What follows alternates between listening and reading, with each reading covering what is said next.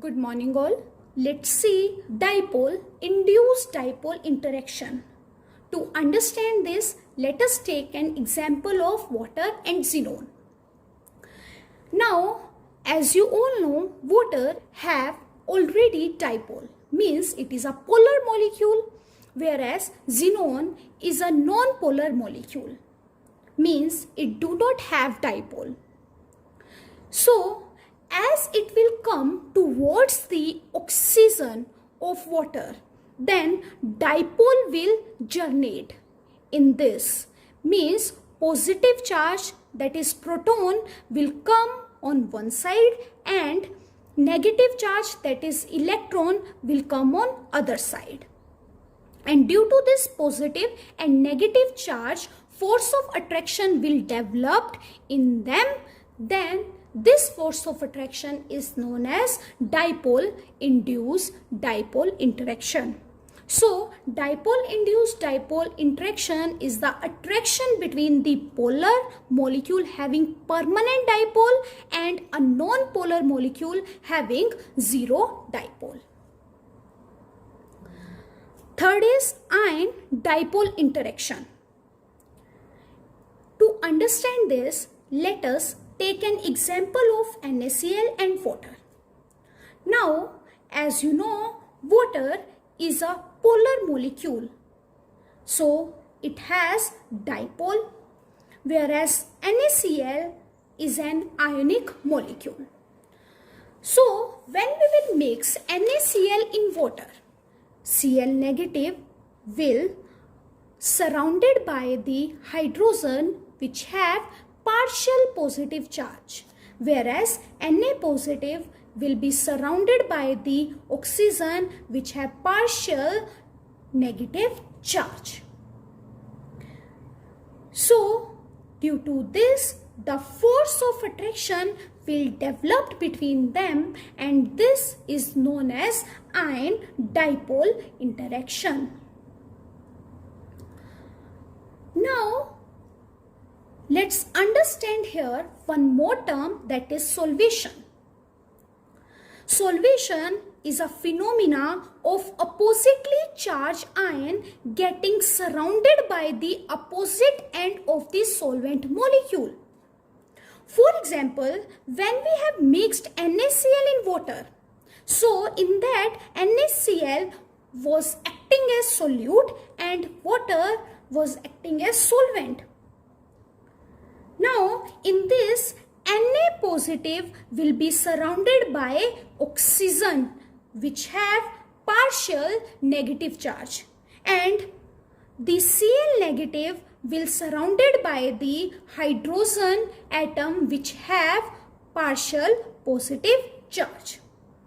Means in this, cation will be surrounded by negative part of solvent and anion will be surrounded by positive part of solvent. So, solvation means when ion is surrounded by solvent, this is known as solvation. If solvent is water, then it is known as hydration. So, basically we can say hydration is solvation and solvation is hydration. Now, let's discuss London force of attraction. There was a scientist whose name is Fritz London, who said for any interaction, molecule should be charged and have dipole. But as you all know, non-polar molecule do not have charge and dipole. So, they don't have intermolecular force of attraction. If they don't have intermolecular force of attraction, then the non-polar molecule cannot exist as solid and liquid.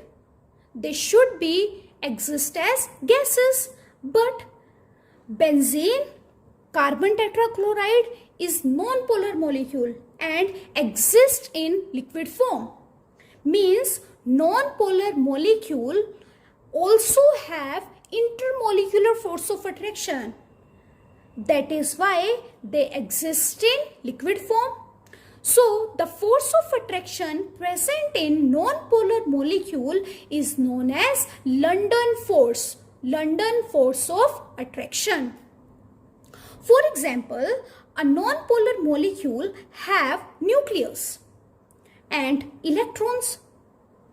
Due to the continuous movement of electron in circular path, electron will shift on other side and nucleus will shift on other side. Then pole will germinate for a small moment of time. Means temporary pole will germinate. And due to temporary germination of charges, they are weak. London forces are weak.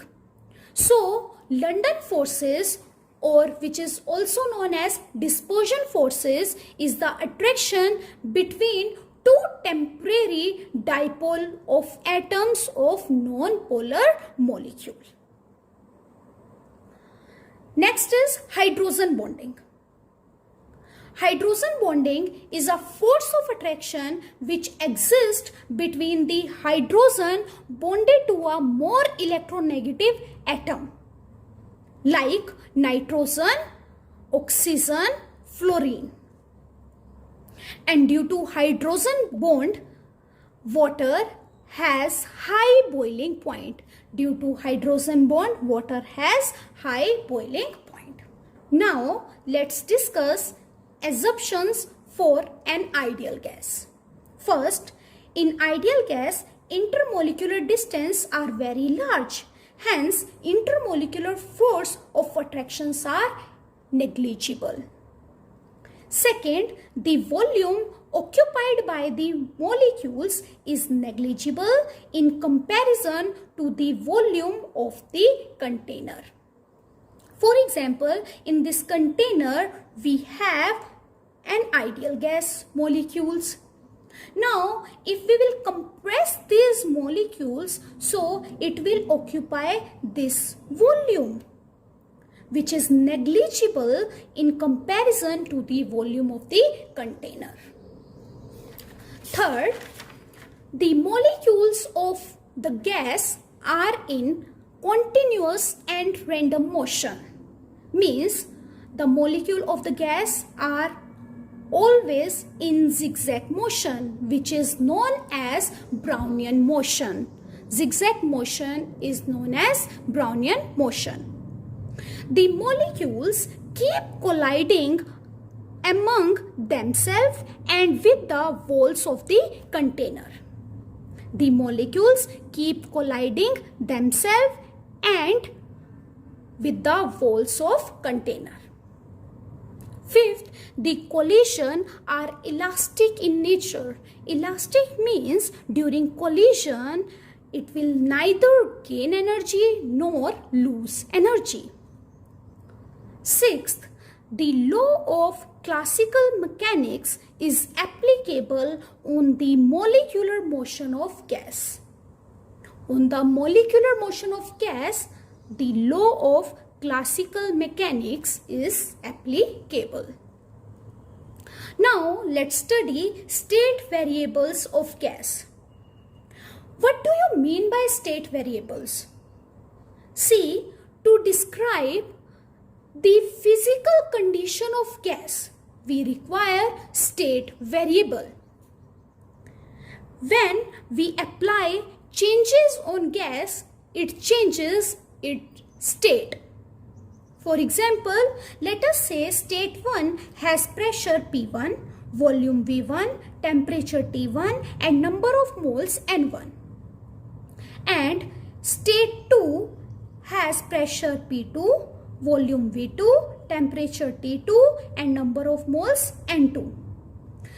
These are known as state variables. These are known as state variables. It is important to note down here, it is not necessary that all the state variable change at same time. Now let's discuss these state variables one by one. First is volume. volume of gas is the volume of container. Volume of gas is the volume of container, and unit of volume is liter, ml, cubic centimeter, cubic decimeter and meter cube. 1 liter is equals to 1000 ml. 1 liter is equals to 1000 ml. And 1 liter is also equals to 1000 cubic centimeter. 1 liter is also equals to 1000 cubic centimeter.